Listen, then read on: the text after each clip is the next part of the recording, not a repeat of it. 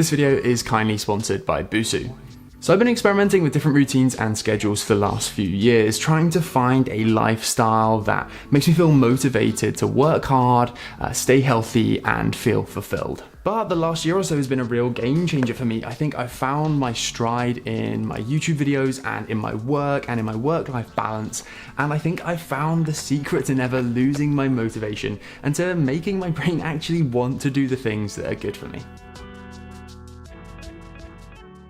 We've all had that feeling your desk is just over there ready and waiting for you, but beside you is the oh so sumptuous dopamine kick calling out to you like Margot Robbie in The Wolf of Wall Street, and like dear old Leo, your silly little chimp brain just cannot resist that beautiful sweet taste of someone doing a cool hoodie removal. And that same lack of motivation to do what we know is really good for us slaps us in the face every time we think about the pain of going to the gym or going on a run or sending off that job application that we know we need to send off even though we keep getting rejected over and over again, or sorting through the hundreds of unread emails filling up our inbox. But how can we trick our brains into doing stuff that's actually good for us? The workout we can't be asked to do, the work that doesn't need doing until later this week, the cooking rather than delivering, or, the endless CV revisions when job applications keep getting rejected. In this video, I'm going to share how I've gone from endlessly consuming productivity videos, kind of like this one, and comparing myself to Matt D'Avella or Ali Abdaal and feeling like a bit of a failure, to a place where I'm actually able to commit long-term to things, feel like I'm making progress, continue to be motivated to put in the hours, to eat well, to exercise, do my work, and feel generally good about myself. In spite of the fact that Ali Abdaal may appear to be a cybernetic organism who never sleeps, in fact, he may well be one. Yet to be proven, but the main reason I think I personally am able to do all of the stuff I do and stay motivated to do it all is that I practice sustainability. So I'm first going to explain what I mean by sustainability and the simple power of sustainability. I'll then move on to discuss how I believe we've built a really unsustainable and unhealthy culture around seeing our lives as a series of peaks and troughs. I'll then move on to my eureka moment when I realized this was completely crazy. And I'll finally conclude by giving you 4 ways that you can practice sustainability in your own life. A couple of years ago, I enrolled in an intense 2-month German course, and I remember I started really motivated. I was like, come on, I'm going to do this. I spent a couple of hours a day for the first few days trying to struggle through numbers and family members. And after that, I basically got to a point where what I'd really looked forward to and learning German had become this mammoth chore in my life. I felt like I had to dedicate this 2 hours a day to it. And I pretty quickly gave up. It was simply not sustainable for me to dedicate 2 or 3 hours a day every weekday of my life to learning German. Compare that experience with what I've had over the last few weeks. Basically, a couple of weeks ago, I decided that it would be a good idea to learn some Japanese, and I was really apprehensive going into it because I didn't want to end up hating even the sound of a konnichiwa. As I mentioned, I'm already fluent in French and Spanish, and Busuu is definitely the best language learning app I've personally used. It has the depth of grammar lessons that I was really looking for, and it also has this brilliant feature where you can connect with natives in the language and kind of share learning with them so they can learn English through me and I can learn Japanese through them. And even at the early stage I'm at, I've been able to actually practice pronunciation and get feedback from real Japanese people, which is pretty cool. But best of all, it allows me to practice sustainability. Its powerful AI technology does clever things to build a unique study plan just for you, and I found that has really helped me stick to just 15 minutes a day. I have it set to remind me, and I do it like 4 times a week, and that has allowed me to make real genuine progress in the last couple of weeks, but also to be possible for me to do that and commit to doing it as I go into my busy life as a corporate lawyer. There's one core principle that we can take from the comparison of the intense German course and how I am now learning Japanese, and that is that there is a fundamental psychological disconnect between what we consider to be the need to commit 100% to doing something in order to make progress, and conversely the need, which is the actual need, to make sure that we want to do something and that we continue to want to do something in the long term in order to make progress. over the long term. So you can start learning a language for free through Busuu using the link in the description to download the app. In my first year at Cambridge, I was really determined to do extremely well in my exams, obviously, but I was also, wanting to make amazing friends and get involved in societies and do as much as I could. But the fundamental problem was I was just filling all of my hours of every single day with stuff that I was doing. I was probably going to bed at about 2 a.m. most nights, and that was either just chilling with friends in my room, or it might have been, going on a night out. But basically I was going through these cycles of working really hard, maybe then pushing myself to burnout, beyond burnout, and then needing to take a day or two off, and then repeating this kind of cyclical pattern of all out crash for a day or two and repeat. And fundamentally that just isn't healthy, and I ended up giving myself IBS, that's irritable bowel syndrome, in my first term. But the fundamental problem is that these cycles are vicious, and it's really bizarre. We've built this society that somewhat idolizes the very idea of pushing yourself beyond your limits. You only have to watch The Social Network to see Mark Zuckerberg crazily coding for 20 hours a day to believe that that is the only way to create a successful business, for example, or going to university. The only way to be successful is to work until the early hours of the morning like a crazy person. And the reality is that just isn't true. But it's worth bearing in mind there is a huge confirmation bias at play here. We hear of the stories of the successful people who worked really hard, but we don't hear of the stories of the people who failed, even though they worked insanely hard, and who pushed themselves to the point of being ill, depressed, or just frankly miserable. I had this eureka moment in my second year at university, and it genuinely has to a degree changed my life. And I don't say that lightly. I genuinely hope that this has a similar impact on you just hearing this story. And it's a very simple story. It's basically Derek Sivers is really into mountain biking. He loves going off on this one particular trail. He always times himself, and he knows that it always takes him 43 minutes. He pushes himself to his absolute limit, beads, dripping sweat, and it takes him 43 minutes every time. He's maxed out. And one day he says, right, okay, so I'm just gonna go out and actually enjoy the cycle. I'm gonna go out and not push myself to my limits, and I'm just gonna see how I go. And he gets to the end. He's, gone through these beautiful fields and actually looked at them for the first time. And he gets to the end of his cycle and he looks at his watch, which records how quickly he's gone, and it says 45 minutes. And he's like, no, that must be wrong. I mustn't have started it. But no, he had started it at the right time, and it had taken him a whole 2 minutes longer, in spite of the fact that he had actually enjoyed it.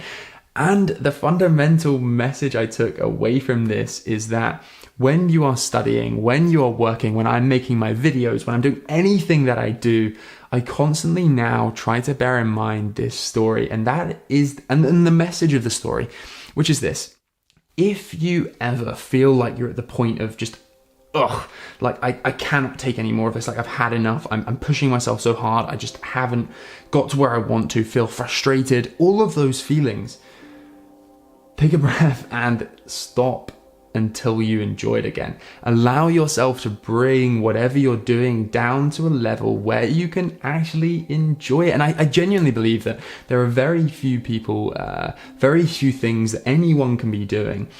And I, went to one of the most rigorous universities in the world. I've studied law. I've done an intense kind of law course. I understand that we're under considerable pressure, but I think in life we often put ourselves under even more pressure than we're actually under.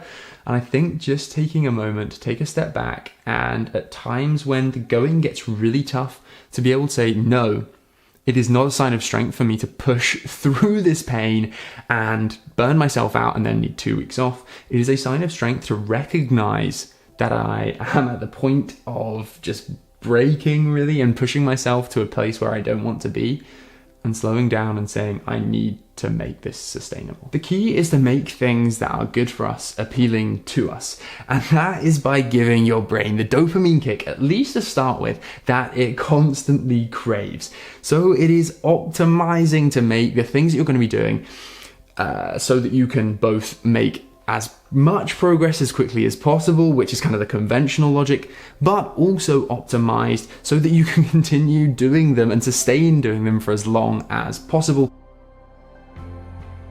So let's dive into the 4 ways I've been actively pursuing a more sustainable approach to everything I do. First up, lower activation energy. And what I mean by activation energy is basically the energy required for you to make yourself do something in the first place. So for example, if you're sitting down to study, or you're thinking just about like going to the gym and you're thinking, oh, that's gonna really hurt, or oh, that's gonna be really boring, that is creating a high level of activation energy required to make yourself do that thing. However, if we can bring that activation energy down, then you're going to require less energy to commit to doing it, and it's just going to be generally easier for you to start, and you're going to be way less likely to procrastinate. If you imagine that you're in a car, if you're not moving at all, it's really hard to change direction when you're not moving. You can't change direction when you're not moving. However, conversely, if you imagine that you're in a car and you're moving, however slowly, you can always change direction. And so this, I don't just waffle on about cars for no reason. The reason I say this is that if you imagine you're in a car, basically what you want to do is just get the ball rolling. You want to get the wheels turning with anything you can do that's even remotely related. So with studying, for example, I really like to, first thing on a morning when I get up, I'll often, if I'm feeling like particular, I just really cannot be bothered. I'll sit down at my desk and I'll just pull up a 10-minute, like first 10 minutes of a lecture. I'll sit back, I'll maybe have my breakfast with me, and I'll just watch that bit of the lecture. I won't take any notes, I won't do anything. And that requires very little activation energy, and it sucks me into them being like, oh, this is actually not so bad. I'm gonna continue to do this, I'm gonna make notes. And suddenly I'm in it and I've kind of overcome that initial barrier. Anything you can do to lower activation energy is a good thing. And the same applies to exercise. I'll often say, right, I'm just gonna do 5 minutes of stretching, or I'm gonna do a quick fire 10-minute workout and that's it. And very often I'll find that, right, once I've got started, I'm like, this is not so bad. I'm actually quite enjoying this. I'll just keep going and I end up doing half an hour. But if I'd said in the first place, right, I'm going to do a half an hour workout, I'd have said, no, thank you very much. I will do that tomorrow, and probably not do it tomorrow either. And one final quick idea is that you can always start the day by making a to-do list. And I like to include a daily highlight for later in the day, and also just really break things down into small manageable chunks. And you might be able to give yourself a couple of like, oh yeah, that's really easy. That's going to take me like 2 minutes and I can tick something off my to-do list. And that just gets the ball rolling for the day. I also apply the principle of lowering activation energy more broadly to my life. So for example, I won't undertake overly ambitious projects or set myself like hugely ambitious goals right at the outset. Instead, I'll cut my teeth on smaller projects first. So that means, for example, when I wrote my book, I wrote a series of blog posts first. Or when I started on YouTube, I made a series of small life hack videos, and okay, they did terribly, but I gave it a go before I really committed to kind of taking it more seriously. Set yourself little mini projects with set deadlines, limited scope, and a much more manageable workload so that you can feel like you're really getting somewhere when you complete these little things and maybe move on to bigger projects, rather than setting yourself this huge project with tons of things to do, such that you feel like you're constantly swimming against this endless tide of tasks without ever really getting to where you want to get to. Second is just the idea that you're much more likely to succeed if you avoid an all-consuming infatuation with achieving your goals. There is nothing wrong with goals in and of themselves, in my opinion, and I do set myself goals.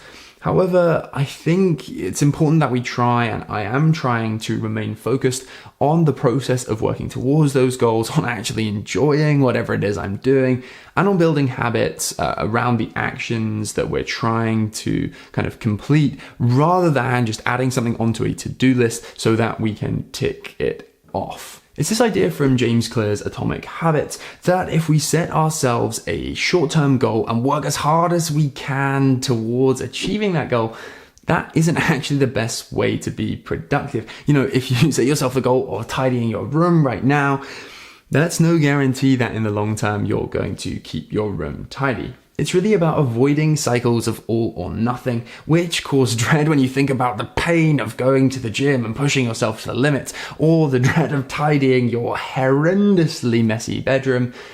Instead, we need to practice moderation and do things in smaller bite-sized chunks. And that's really the approach I've adopted with this YouTube channel. You know, everyone says you've got to be consistent, you've got to put out a video every single week in order to succeed. And I said, well, no, I'm not willing to do that. Like, I just don't have time or the energy to do that. And if I try to do that for a couple of months and put out a video every single week, I'm probably going to end up absolutely hating this. And you guys know I would never hate you guys, but you get the point. And so I have committed, yes, okay, I'm going to accept that I may not grow my channel quite as quickly as other people, but I'm going to enjoy this process and I'm going to ensure that I can continue to do this in the long term. That is an idea I picked up from Ali Abdaal, and it's a simple phrase: if this isn't nice, I don't know what is. And basically, my opinion is that giving yourself a little bit more space, you know, going for a run and not pushing yourself to the absolute limit or studying anything, oh, that's just actually quite interesting, rather than just pushing yourself to get it done. It opens up more space for these moments when you can say, if this isn't nice, I don't know what is. You know, this is actually pretty amazing. I'm pretty lucky to have this experience. And these moments can be pretty mundane. You know, when I was studying really hard the other day, I was like, right, I'm just going to take 10 minutes off and enjoy a little bit of time with Winston, and he's so cute. Or, you know, it could be, for example, when I'm out on my run, I just go a little bit slower and I think, wow, this scenery is really beautiful. I'm so lucky to live here.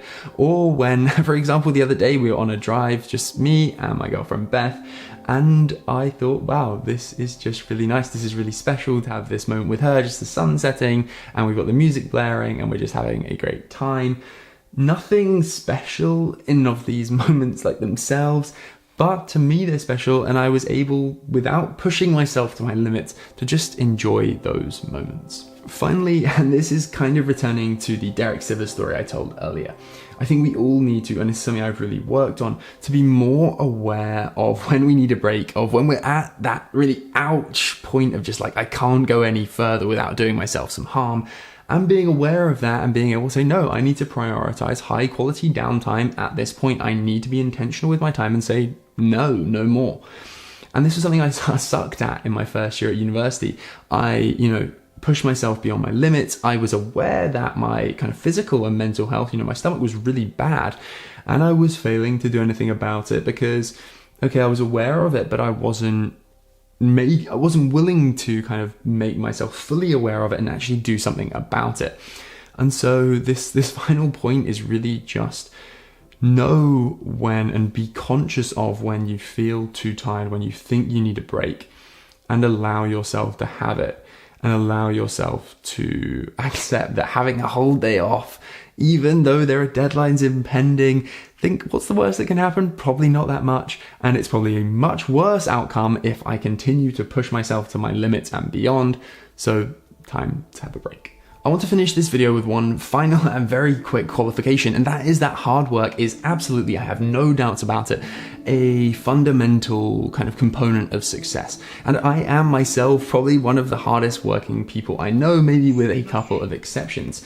But this is not about working insanely hard, pushing yourself to your limits in short doses, and then giving up. It's about practicing being able to moderately and over long periods of time work hard, such that you actually get towards the end result that you're after, rather than making huge progress very quickly, but then giving up and never actually arriving at the destination. Remember, you can download Boost You through the link in the description, and if you enjoyed this video, go and check out my other video where I share how you can make time to balance everything you want to do, from learning a language, to studying, to exercise, to seeing friends.